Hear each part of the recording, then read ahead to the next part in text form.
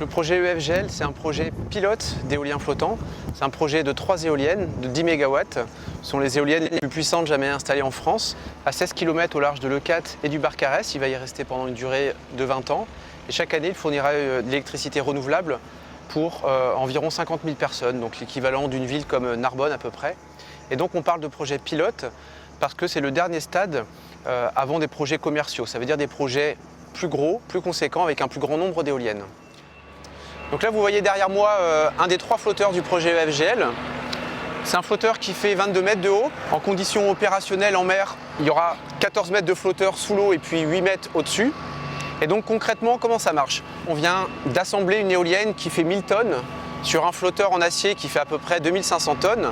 Pour pas que ça se retourne, ça marche parce qu'il y a un système de ballast, donc d'eau de mer, à l'intérieur des colonnes du flotteur, qui fait que dès qu'il y a une charge qui s'applique sur le flotteur, le ballast passe d'une colonne à l'autre de manière à équilibrer le plus le flotteur et à le lester. Alors on a cette chance en Occitanie de pouvoir compter sur un port totalement adapté à nos besoins, à savoir le port de Port-la-Nouvelle qui a été totalement réaménagé par la région. Mais au-delà des infrastructures portuaires qui sont totalement adaptées, effectivement, il a fallu faire venir des équipements spécifiques, typiquement la grue. C'est une grue qui est capable de soulever un Airbus A380 à 100 mètres de haut. Nos éoliennes seront distantes une fois en mer de 800 mètres l'une de l'autre. Ça implique qu'il y a un raccordement électrique qui soit installé entre notre ferme pilote et la terre. Et donc RTE, qui est maître d'ouvrage du raccordement, a déjà installé un câble de 18 km de raccordement électrique sous-marin qui va jusqu'au Barcarès. Nos 3 éoliennes, elles sont reliées en série, on va dire, donc grâce à des câbles dynamiques, ça veut dire des câbles qui sont conçus de telle manière à ce que si le flotteur bouge, ce qui sera le cas, eh bien, ils ne subissent pas de tension. Donc en gros, c'est un câble avec une espèce de vague, avec des modules de flottaison qui sont dans la colonne d'eau, qui fait que si le flotteur bouge, eh bien, le câble ne se retrouve pas tendu. Ensuite, entre 2 éoliennes, il y a une portion de câble qui repose sous le fond marin.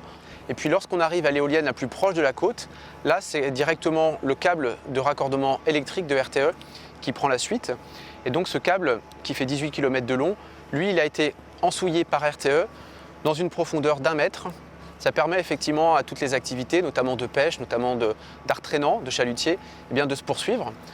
Au niveau de la ferme, là pour le coup, la pêche ne sera pas possible à l'intérieur du parc, entre les éoliennes. Pour le reste, la navigation sera possible à condition que les navires fassent moins de 25 mètres de long, qui respectent une vitesse inférieure à 12 nœuds et qui ne s'approchent pas à moins de 150 mètres des éoliennes. Et ces navires-là, s'ils ne sont pas en action de pêche, pourront tout à fait traverser entre les éoliennes.